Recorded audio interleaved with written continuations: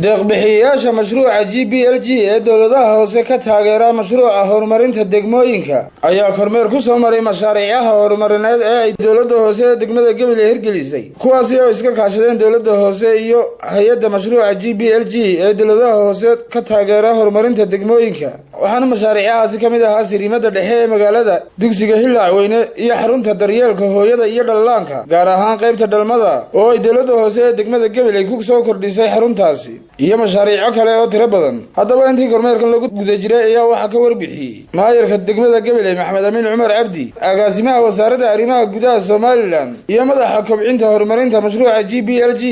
Maxamed Cabdi Xasan ku soo gabagabeynaa booqasho ay maanta noogu yimaadeen team ka tirsan deeq-bixiyeyaasha ama maalgeliyeyaasha mashruuca la yiraahdo John Program ama GPLG oo ah mashruuc maalgeliye dowladaha hoose dalka qaar ka mid ah oo ay degmada Gabileyna ka mid tahay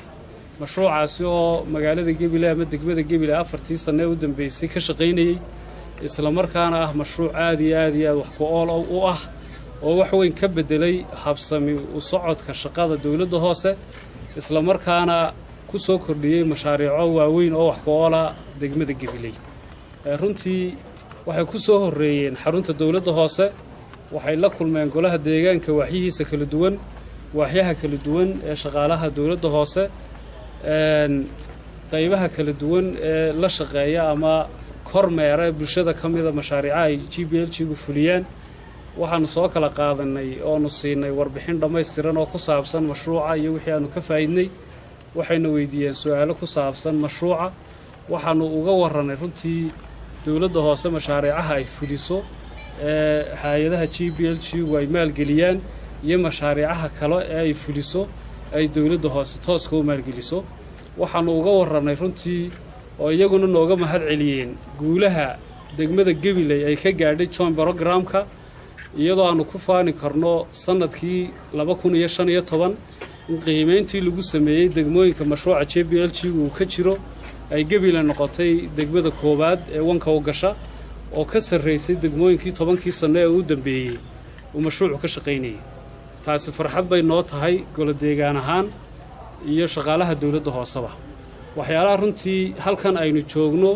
ay sida gaarka u jeclaadeen inay u soo booqdaan waxa ka mid ah marka laga yimaado mashaariicaha ay fulinayeen mashruuca waxa laga dhaxlaa system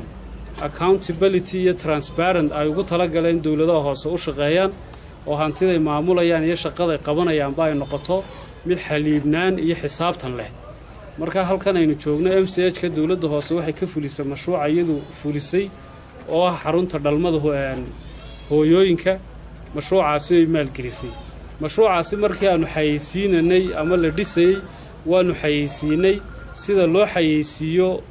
mashaariicaha GPLG-ga saaka waxaan leeyahay Gabiley degmada Gabiley anagoo ku wada soconnaa hay'adda GPLG denayda iyo hay'ado badan oo kale mataqaanaa la socday waxaa kale ay la socday weliba mataqaanaa championka Maxamed Warsabe waxaan aad ugu faraxsanahay maalindhaygu qabteen waxay qabsadeen ama waxay samaysteen aad iyo aad ugu bognoon bisheeda ku soo taabanay oo midba la kulanay oo inoogu warrameen moogtay markii hore howlka markii dambe aan soo taabanay runtii maayirka iyo degmadaba iyo dadweynaha xitaa mataqaanaa baseline-ka hoose aad bay u ammaanayeen aad baan ugu faraxsanay magaca isku xidhka iyo kobcinta dowladda hoose ee degmada Gabiley runtii maanta waxaa noo soo maray kormeer ka socday qaraabixiyyaasha waddanka Denmark dhanida iyo wasaaradda arrimaha gudaha oo ka socday agaasimaha waaxda qorsheynta maanta waxay runtii indhahooga ku soo taabteen sida uu nidaamkan mashruucan GPLG-ga uga hirgalay